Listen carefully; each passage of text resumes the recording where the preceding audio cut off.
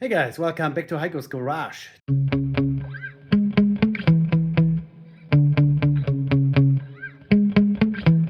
Yeah. Today is airhead time. I have moved some stuff around. I even moved some motorcycles around. Here, let me show you real quick. My 1977 or 78 R100/7 that was gifted to me. This bike literally needs everything. Forks are leaking, engine is leaking, transmission is leaking. Transmission is stuck in second gear because of a broken spring. So this transmission also has to be opened up, but this puppy had to be, oh yeah, and the speedometer. I already got a new speedometer. Lots of Harley Davidson parts are installed on this rear fender. Front fender is all Harley Davidson. This all has to be, of course, put back to BMW eventually. We'll get to it eventually, I promise. This here is also from an older BMW taillight. That all has to be rectified at some point. I just started, it actually runs. So this thing had to be moved out of the way because we had to put my 1974 R90/6, that was my daily rider, so to speak, here on the lift. Has a broken transmission, as you guys know from my previous video where we installed this newfangled /7 shifter mechanism here with a little adjustability and the foot peg a little further. And then when I was draining the gear oil out, we found a piece of a gear. I kept it here in a magnet tray, so this is quite a significant piece of a sliding gear on the intermediate shaft, I believe. And so now we had to find a solution. And then I emailed the Airhead list. That's a email group where people just talk to each other about airheads and technical problems and whatnot. And a gentleman with the name Kevin, he said he has a 1977 or a 78 gearbox, which will slot right into place on my 1974, that he took out for a rebuild, but then he ended up not rebuilding it and using some other transmission that he found somewhere. He was so nice to ship pretty much everything. Here is bits and pieces of, I want to say, the clutch actuation, some new seals even. Here's a little rubber boot thing.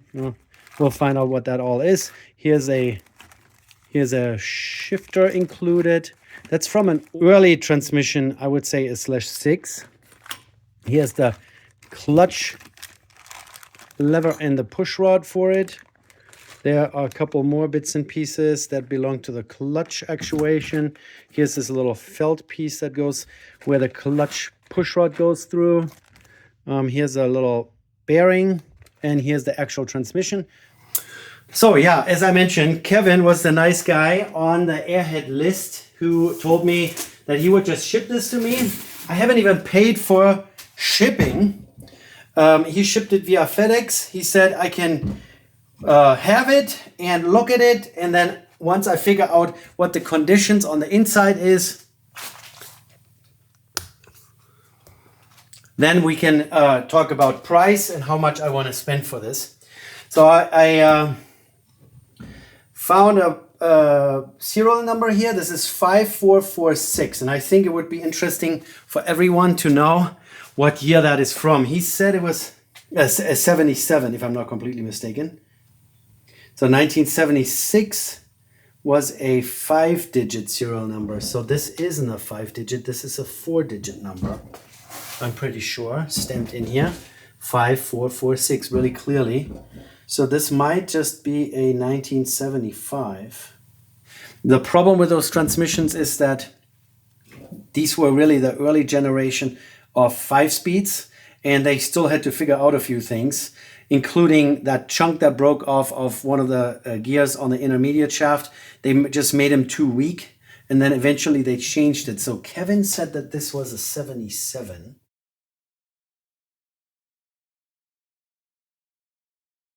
Why do I have this chunky piece of wood here? Because I want to be able to put this transmission down. The input shaft is now making it not sit flat, and I want to take a Forstner bit and just drill a big hole. Here's the input spline that interfaces your transmission. I can spin pieces, so that's already a good sign. And I can also see the output flange turning, so that's a good sign. Doesn't necessarily mean that everything is okay in there, we'll definitely open this up. So a quick little measurement here. Found my biggest Forstner bit. It's just big enough so that the input shaft will fit, and I decided to just put it somewhere here right in the middle.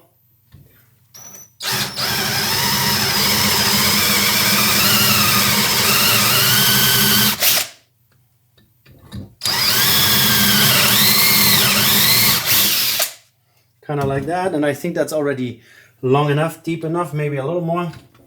One more little.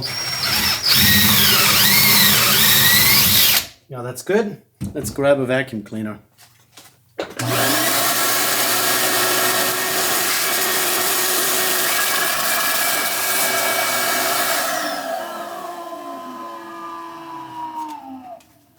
All right, so now we have a nice surface here, solid piece of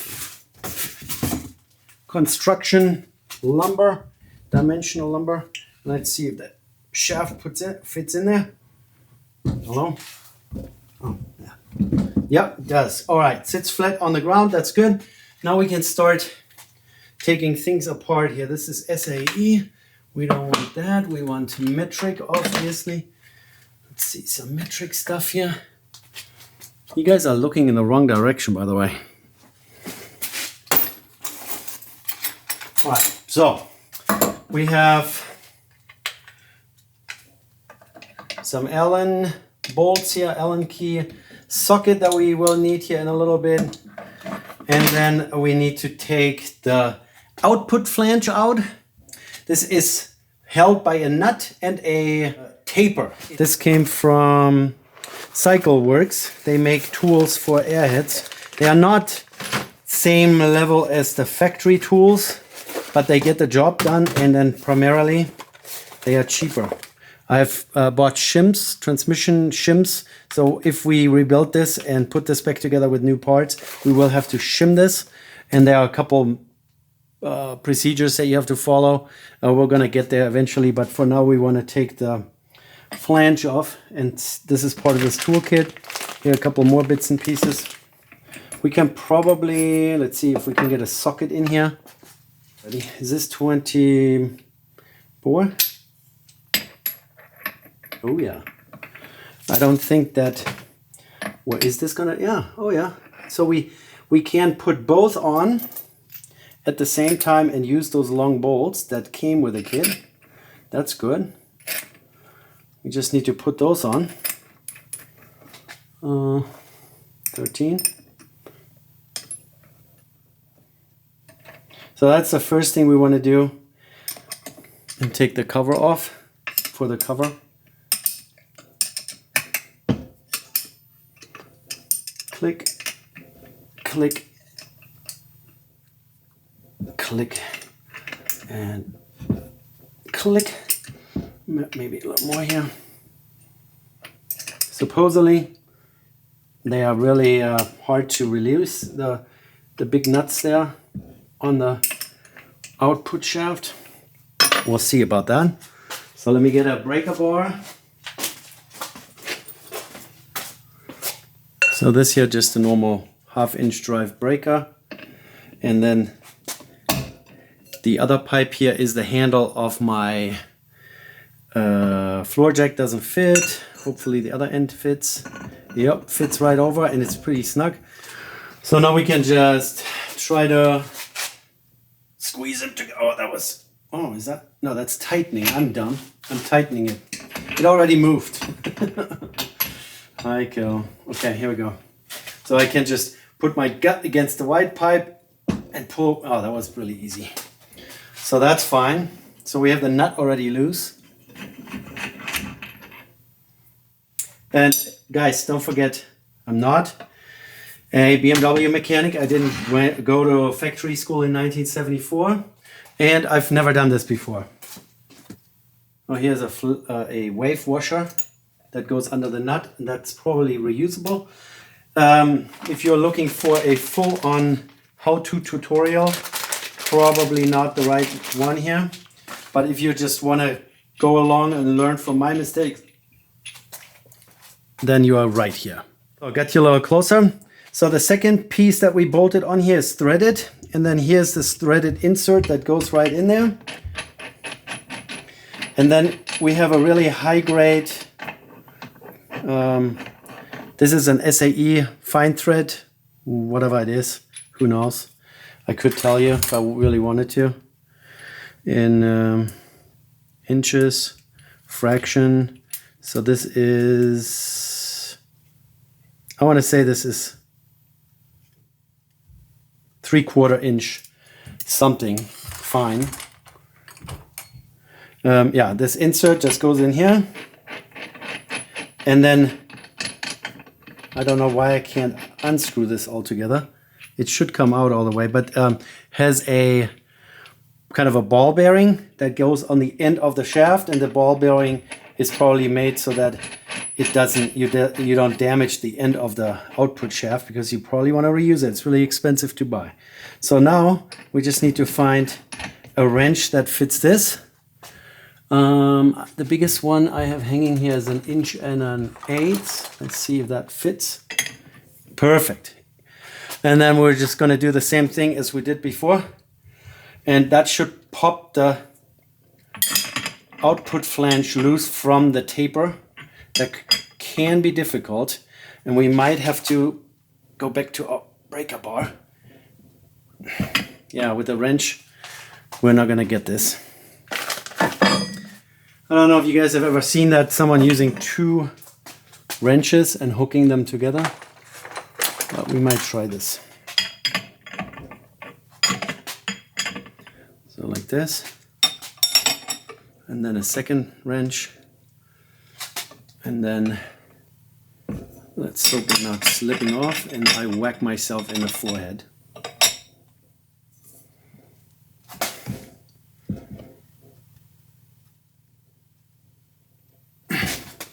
Yikes, come on. Ping! Not the greatest angle here either. So high.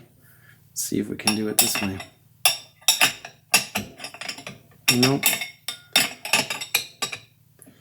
Maybe like this. Oh, slipping off.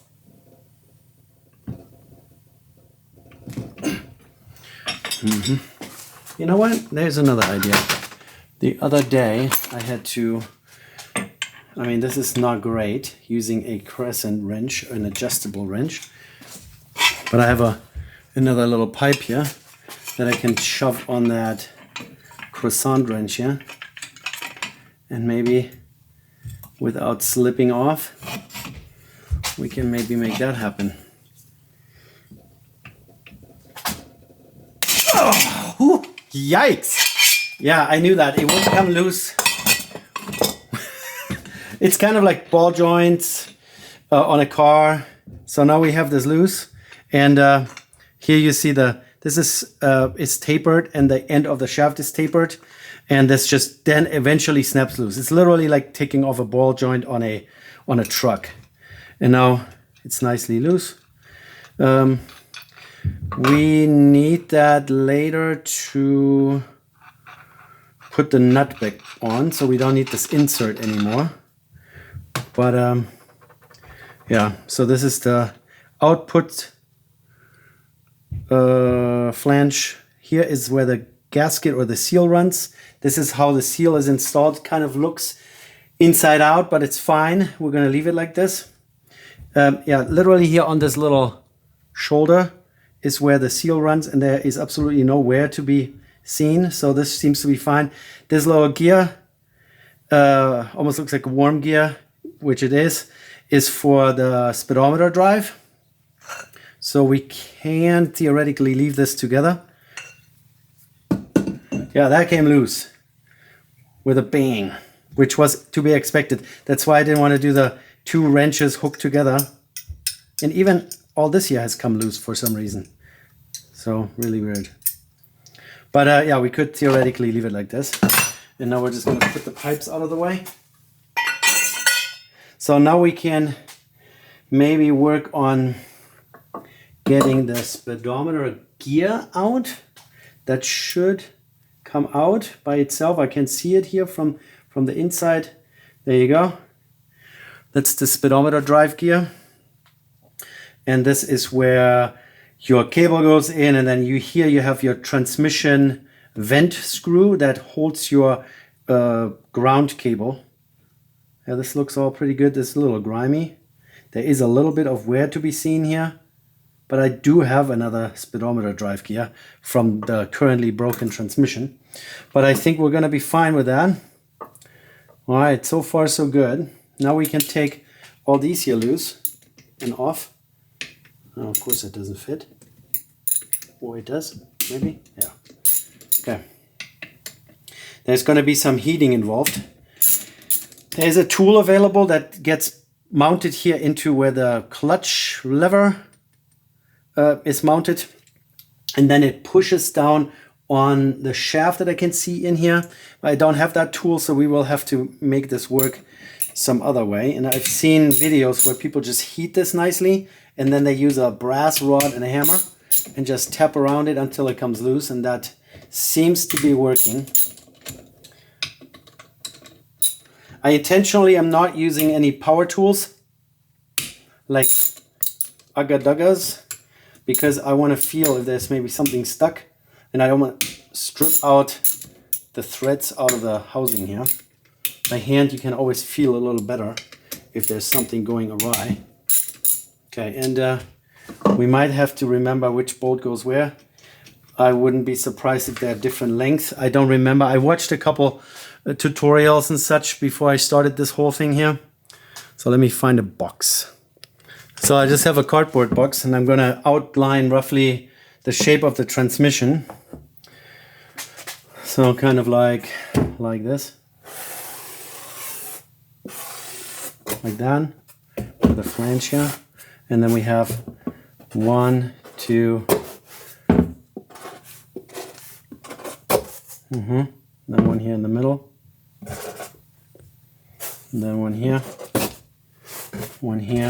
and one there. And then we can take a bolt out and just, oh, there's also a washer. This is probably a wave washer. BMW does that a lot. They use wave washers instead of other lock washers. And then we just, maybe find something pokey. Punch a little hole in here. And then you stick the bolt right there. And then you don't forget where that came from. And I'm just gonna stick my little center punch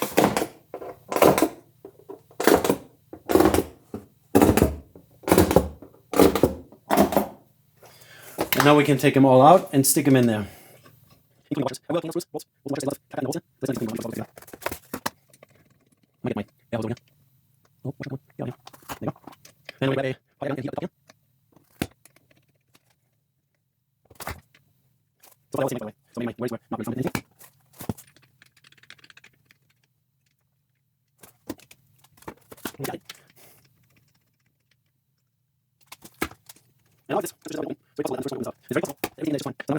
So I'm just taking the other bits and pieces that we have already removed away. So if I make any mess here, I'm not throwing anything on the floor or getting them extra dirty.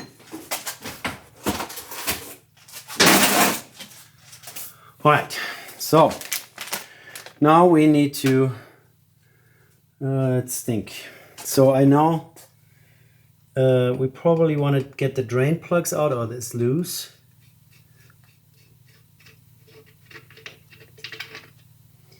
This transmission is empty, so to speak. There is a little bit of some schmoo on it, but no chunks, not the type of chunks I found on my transmission. The fill plug I think we can leave in there. Let me find me some rags here. A couple old helicopter t-shirts that will have to help us here. The shift mechanism is bolted in from the other side, so we don't need to worry about that right now. I don't know if we need to take this one out. How about we just do it? 13.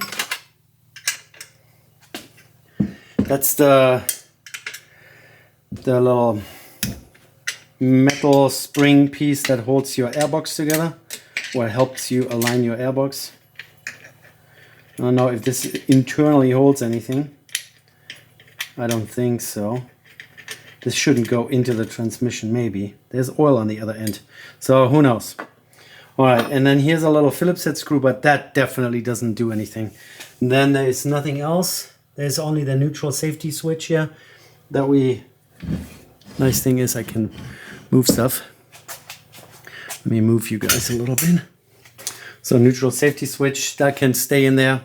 And then, you know what, I keep forgetting. I brought myself a cold snack, as Derek from Vice Grip Garage would say. Let's just open that up and snack a little bit as we work. It makes it much more enjoyable. All right, here's a heat gun. And then I should probably also find my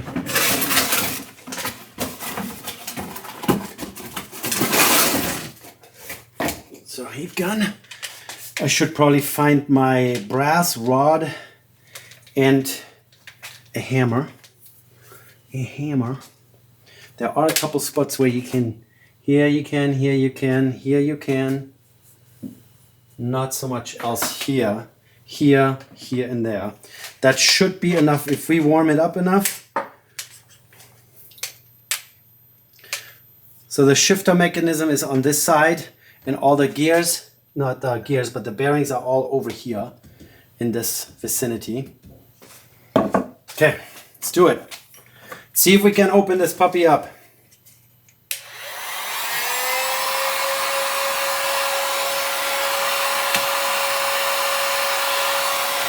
I just noticed here is also a plug that's inserted into the housing. Interesting. I did not know that was there.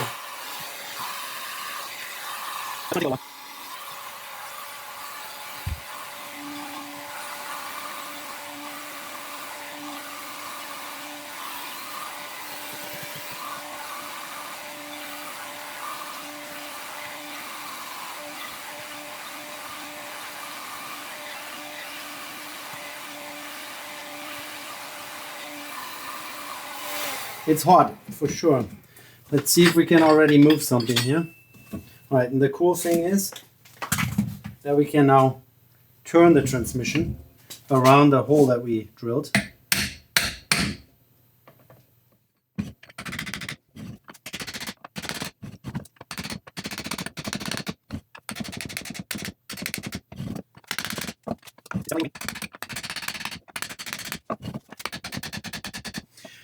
It's not coming off the bearings yet, though.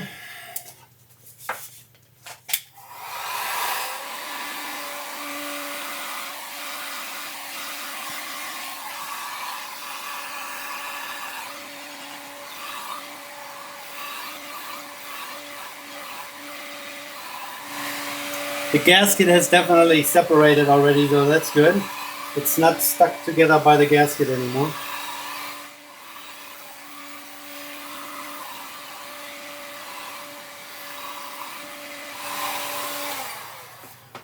I remember that the guys that I saw in videos, they had to heat this quite a bit.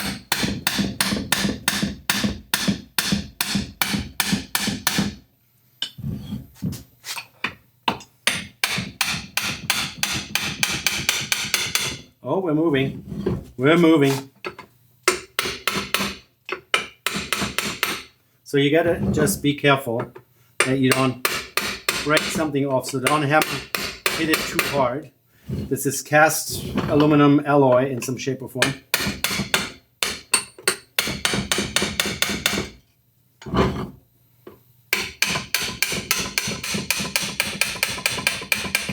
Okay, now you should probably have some gloves.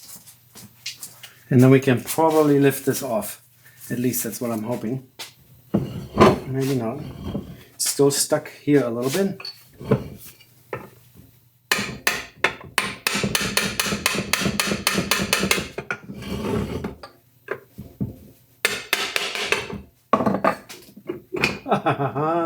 One shaft is stuck in it.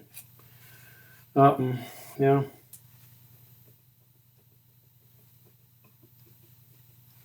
We can probably punch that out. The transmission has a little bit of some brownness to it. This is the input shaft, the one that secured everything. It's stuck in the housing here. I wonder if we can just tap on it a little bit.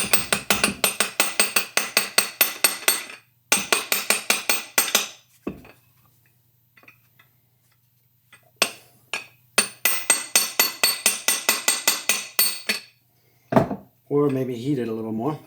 The bearings definitely look like they have seen better days. I mean, they look old, not worn or anything. But that is the only one that's still stuck here. So, yeah, pretty good. Now you should probably also make sure that you catch any of the shims. There's shims on here. Shim here, shim there. Probably shims in there as well.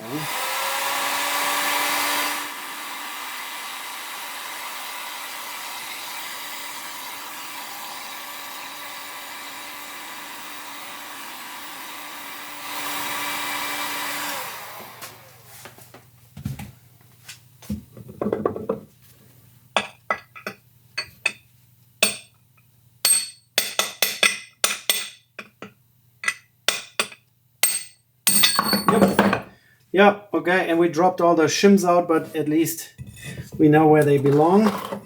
So now we have the cover off. Here is this dampening mechanism. So when you're a little harsh on the shifting, those paws here, they can break off and wear, but this one here really looks like brand new. Then here is where this roller bearing runs on, and a seal. Also, I can see that there was something rolling on it. Let's take my glove off and feel if there's any roughness. Maybe a little bit from the seal, probably. We could probably put the bearings back to where the shims where they were. That's that, and that's that. So that was stuck here. You can keep those in there if you want to. The intermediate shaft has shims and this little lid. It's kind of sheet metal that goes on that one. And then there are lots of shims on here. I don't know if that's a good idea, putting them back in there. Here's also, I just noticed there is one sealed bearing. So on the intermediate shaft, it has a sealed bearing. So this sheet metal cover is really kind of pointless because the bearing is already sealed. So I really wonder now, has this maybe been opened before? Because the bearing, no, the seal is kind of coming apart. Why would you put a sealed bearing in there? I wish I could give you guys a full explanation on what all those bits and pieces do. So I'm going to remove the neutral safety. That's 19. Yeah. Nope. This one is broken. One of the two contacts is broken off. So we will definitely have to replace that one. That's no big deal. There is always a thick aluminum shim on there. And here's a contact that's broken off. So we're not going to be reusing this one for sure. So here are two bolts that hold this whole shifting mechanism in place. Still warm. Well, so I must have heated it sufficiently. This here says 77. It doesn't say what month on here on the cover. I just have to keep remembering that I put all the shims in there so that I don't turn it over and dump them all on the pavement here. Oh, well. Okay, there you go. One is loose.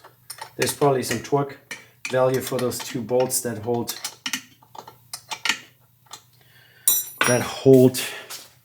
everything together. What did I say? 13 and a ratchet and wrench. So we're making some progress. I will take this slow here because, like I said, I am not the all-out expert here on this. And I will have to probably myself go back to some other things and look at things so that I can figure out how things go back together. But we're going to get this done. So here is where the roller bearing in the input shaft seal is. That input shaft seal we definitely have to replace, that's for sure.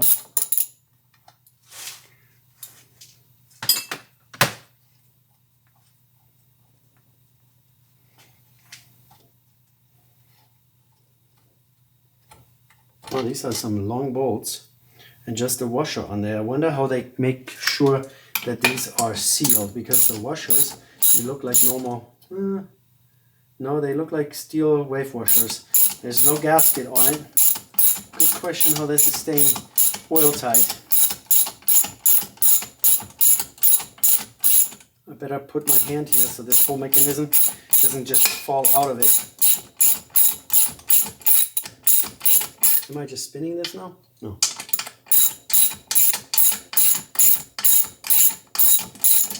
Oh yeah, there you go. So these are really long shouldered bolts. Let's see if they're the same. Yes, okay.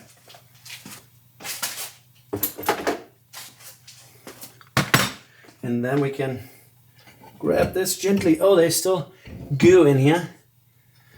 So still a little oil in there that we now spilled on our work platform here. But I have lots of old t-shirts. We can also take the now cool input shaft and put this to safety.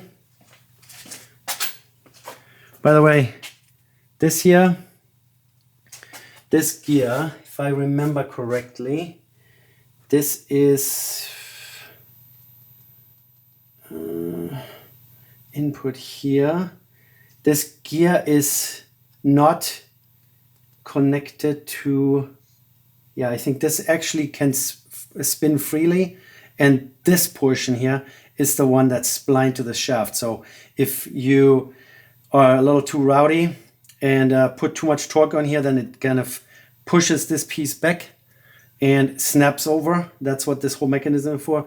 So it's hard to really inspect without taking it apart, but this almost looks perfect.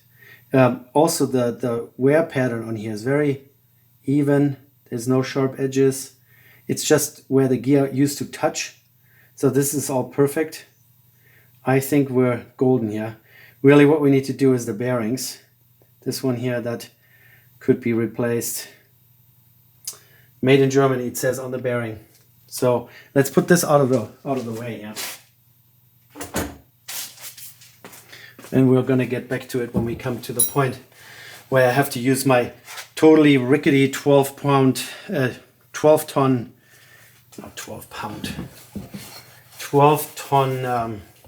press to get this all back apart here. Okay. All right. So let's see if we can get this shifting mechanism out of there. So 2 bolts from the back, and then lots of shift forks and little shafts. Yikes. I'm a little nervous about this. So I can pull this one shaft out.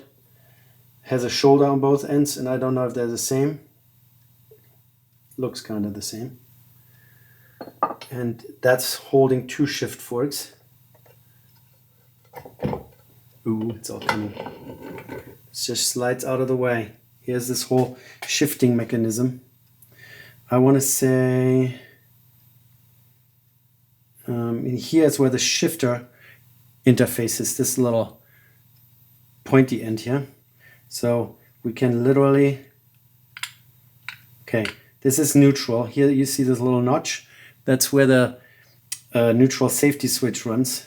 This is where the switch will not be depressed anymore, and that's how the system knows that you're in neutral, and then gives you the light. So this is first neutral, second, third, fourth, and fifth.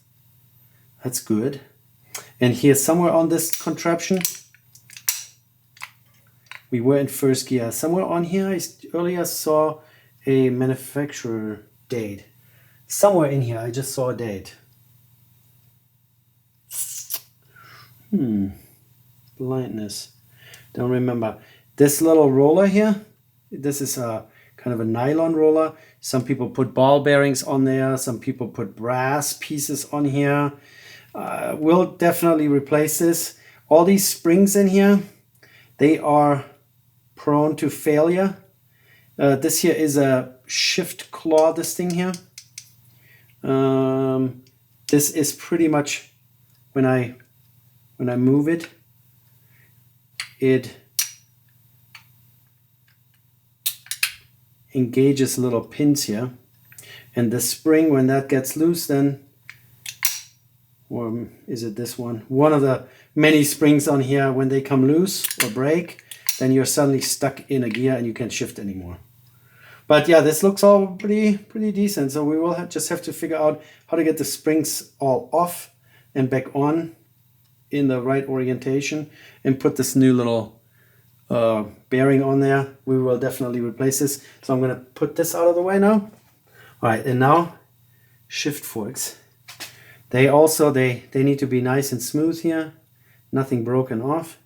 I probably should keep this together in some shape or form so that I know which one is up and down. Kind of like that. And this runs in the shifting mechanism, and this goes on some sliding gears. So those shift forks just slide up and down. And then depending on which direction the gear gets slid, it engages the neighboring gear and then does stuff.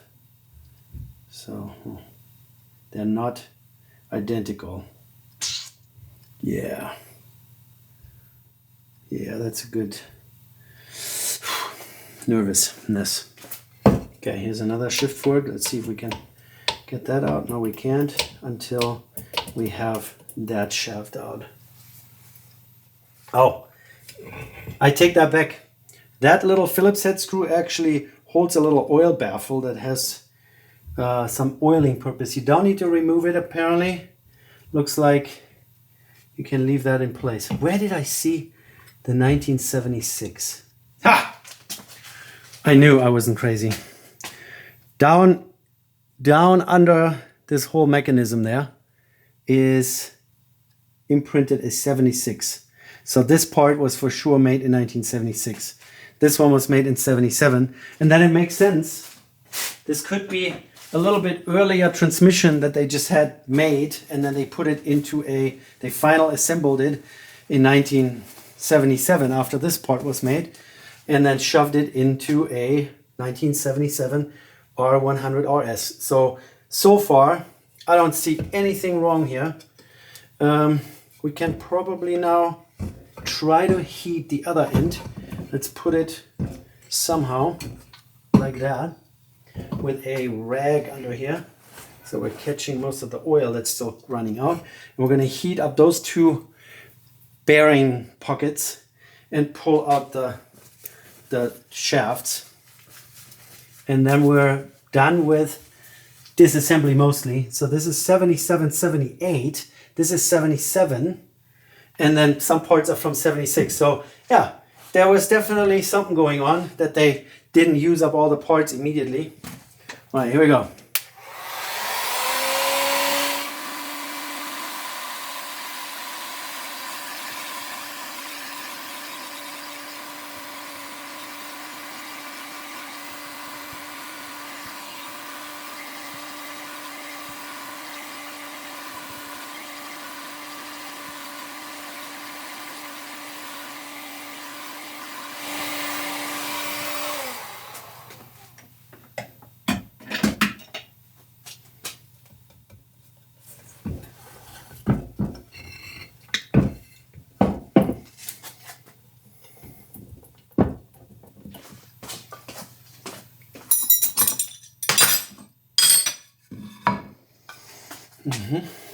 Warm?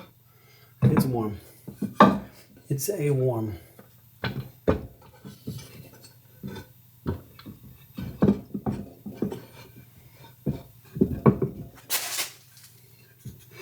There's some oil dripping.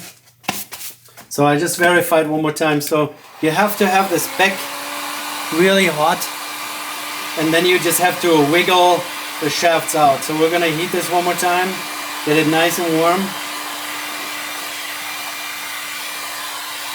Some people use propane torches for this. Before my cold snack all gets warm.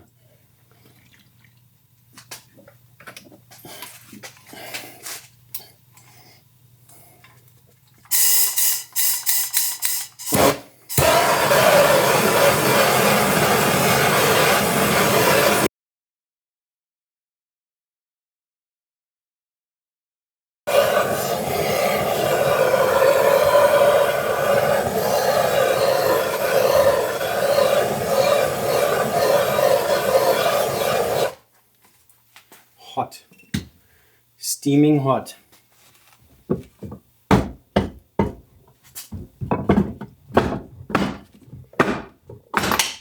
Something just fell out. Oh yeah, that's the trick, guys. So you rest it on wood, and then a bearing just fell out. Where did that come from? That's the roller bearing, and the other shafts are moving down. So I'm using the hole in my big 4x. There you go. It all came out. That's the trick. And I whacked it on wood, so we really have no damage on the housing here. So the roller bearing, we could probably drop right back in there. That was kind of unintentional, but as you can see, it's all steaming hot, so that's good. And there are no shims here on this side, just those covers. That's good, guys. So this is the trick. Get yourself a work surface where you can have a hole for the output shaft going in, and then two 2x4s, and now it's sitting flat on the thing, and now I'm just gonna let it cool.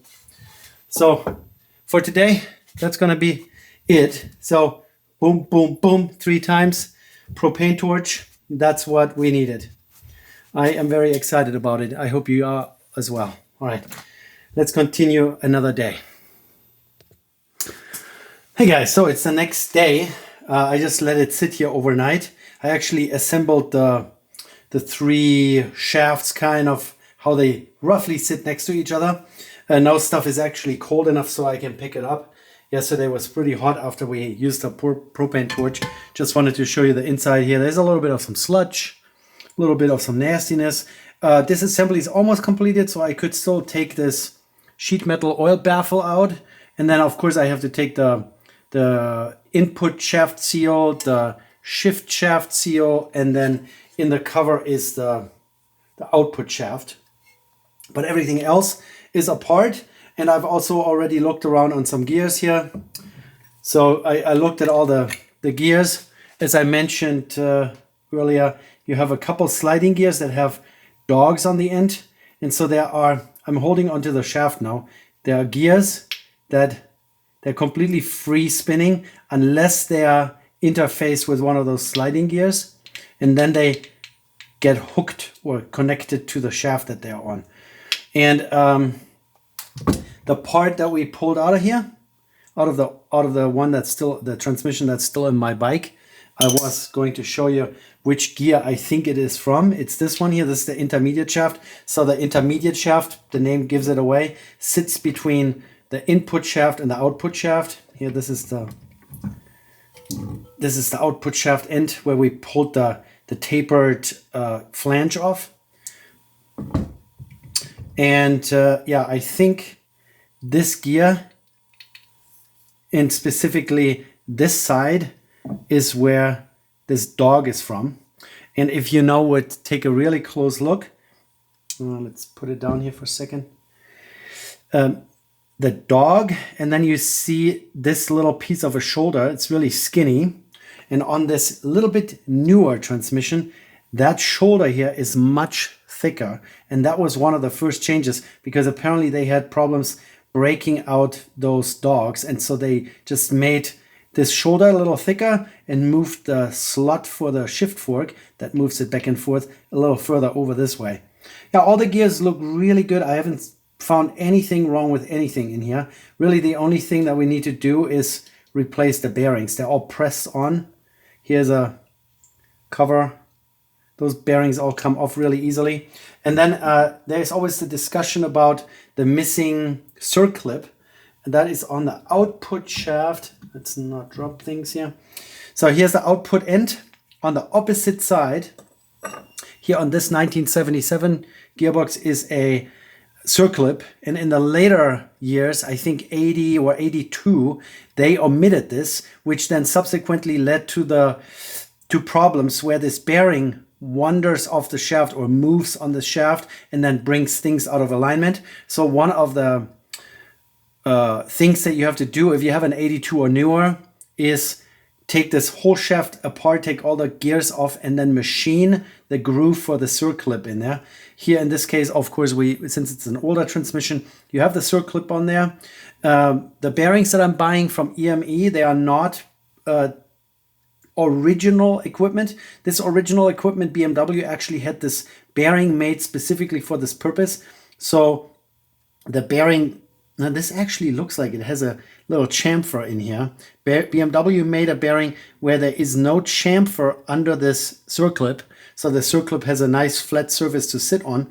What people do nowadays is they use standard off-the-shelf bearings, and then they put a kind of another circlip under this one here. So kind of a round security ring that you snap into this little chamfer, and then put this snap ring right over top of it.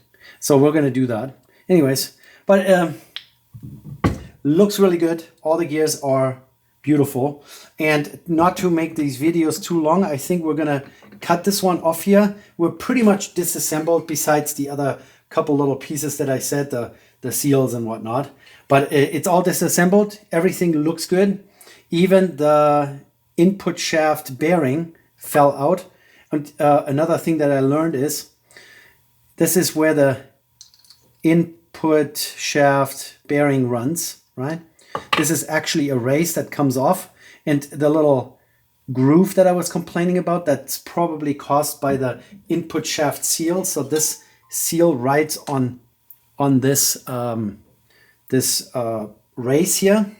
This race actually comes off. This is pressed on. I'm not sure how I'm going to get this off. I really don't. I think it needs to come off this way. So that means that I have to disassemble this whole thing, which I'm not looking forward to, because there are like some circlips in here. You have to compress the spring and then get the spring out and then move it off. So to get this race off, everything has to come out this way. That's kind of a bummer, but I think just for the sake of not having any oil leaks, I'm still kind of contemplating if I just reuse the old input shaft bearing, because those bearings are so stout. This is a roller bearing rather than a ball bearing like all the other ones here. So these are all ball bearings. They fail faster than a bearing like this. So I don't have to necessarily, but looking at that little groove here, I think it would probably be a good idea taking it off. And then I can also inspect those paws here to make sure that we don't have any cracking or broken off pieces, but it doesn't look like it. So anyways, that's for this video. Disassembly is 99% completed. I guess we'll then do more fine disassembly of this one to replace this and some cleanup. And then we're going to have a separate video of how to put it all back together. I hope I can manage to put this back together. All right, guys, so that's the end of video 1. Look for the other 2 or 3 videos to come out later. All right, thanks for watching, guys.